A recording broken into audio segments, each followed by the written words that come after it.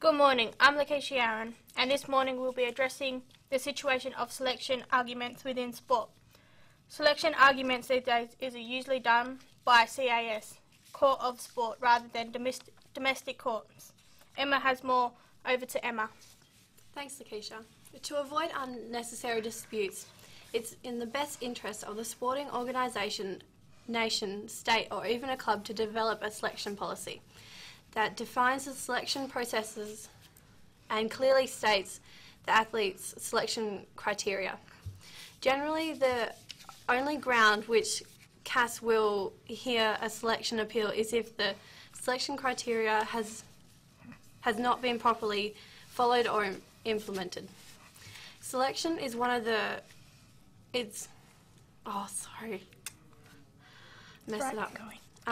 Selection is one of those hard choices made by coaches, and when a player feels like he or she has been unfairly looked at and their claim has been rejected by the domestic court, CAS steps in to assess the situation. Before drafting documents, a sporting organisation should consider a number of factors that reflect the organisation's duty of care and obligations to every athlete. This is a brief list of considerations when drafting a document. Drafting documents should include policies and selection criteria.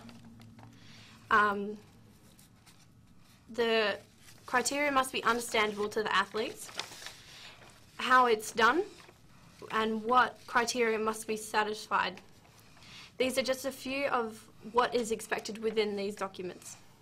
Selection appeals are becoming more frequent, and it's important that a sports governing body or a nominated appeal or a coach who is either selecting or working with the athletes considered for selection are all aware of what good practice looks like.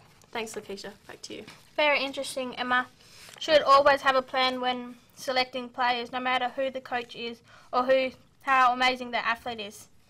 Over to May for more on the consequences of selection progress. Thanks, Lakeisha. To add on to what Emma has said, the emotive consequences of the selection process is more important to ensure that selection decisions are changeable from performance and procedural standpoint.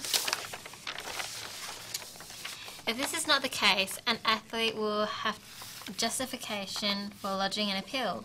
Recent Australian cases that have been decided by the Court of Arbitration for Sport are summarised in this section to illustrate key points that either dismiss an appeal or make it successful.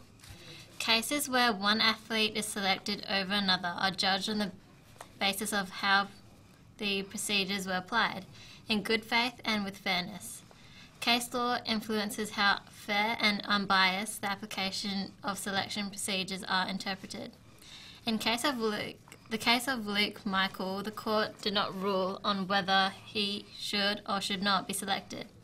The court had made the ruling on the procedural fairness of the decision-making process by Australian canoeing. Back to you, Lakeisha. Thanks, May. It's good to know that Australian canoeing are dealing with this kind of situation.